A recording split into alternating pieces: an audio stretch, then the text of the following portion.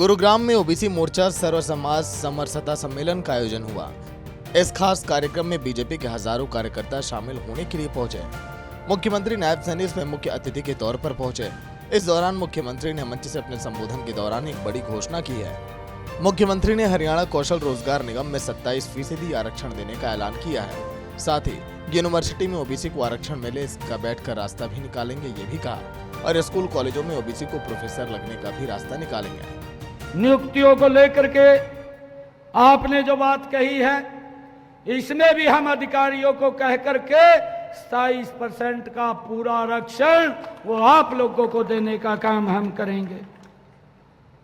और भाइयों, एक आपने कहा है कि यूनिवर्सिटी में नौकरियां ओबीसी को आरक्षण पर मिले, इसकी भी व्यवस्था हम अधिकारियों से बैठ करके इसका क्या रास्ता निकलता है वो रास्ता हम निकालने का काम करेंगे। और भाइयों, एक और आपने मांग रखी है कि जो एडिड स्कूल कॉलेज हैं वहां पर भी ओबीसी समाज के प्रोफेसर्स लगने चाहिए। इसका भी रास्ता निकालने का काम हम करेंगे ताकि ओबीसी समाज के लोगों को उचित प्रतिनिधित्व मिल सके। वहीं मुख्यमंत्री ने कहा कि ओबीसी को विधानसभा में उचित सम्मान मिलेगा। पिछले वर्ग के लोगों को मोदी ने सम्मान दिया है। आज तक पिछड़े समाज के हकों को पिछली सरकारों ने दबाया है। मोदी जी के मन में ये पीड़ा थी। उन्होंने 2014 के बाद जब ये पहली बार कि ओबीसी को अधिकार मिलने चाहिए, ओबीसी भी सशक्त होना चाहिए, ओबीसी भी मजबूत होना चाहिए, भाइयों वो बिल लेकर के आए। लोकसभा में तो पास हो गया, परंतु जब राज्यसभा के अंदर गया कांग्रेस के नेताओं ने फिर विरोध किया और राज्यसभा के अंदर जा करके वो गिर गया। भाइयों, इस बात को हमने समझना है। ये लोग ओबीसी को ये अधिकार नहीं देना चाहते, ओबीसी को सम्मान नहीं देना चाहते, और ये सम्मान नरेंद्र मोदी जी ने दिया है। और जब फिर 2019 के अंदर मोदी जी एक बड़े मैंडेट के साथ जीत करके आए, पहले ही सेशन के अंदर मोदी जी उस बिल को लेकर के आए, लोकसभा में पास हुआ, राज्यसभा के अंदर भी वो पास हो गया और ओबीसी आयोग बन गया। ओबीसी को संवैधानिक शक्तियां दे दी गई।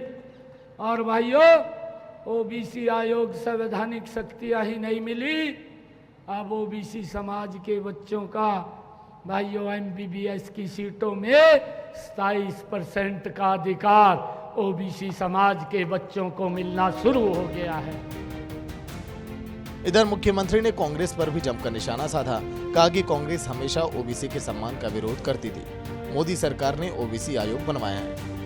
भाइयों, हम देखते थे, अभी चर्चा भी उसकी हुई है, काका कालेलकर की रिपोर्ट से लेकर के मंडल कमीशन की रिपोर्ट तक भाइयों कांग्रेस ने लगातार इसका विरोध किया है कि ओबीसी समाज को, पिछड़े समाज को कोई लाभ ना मिले।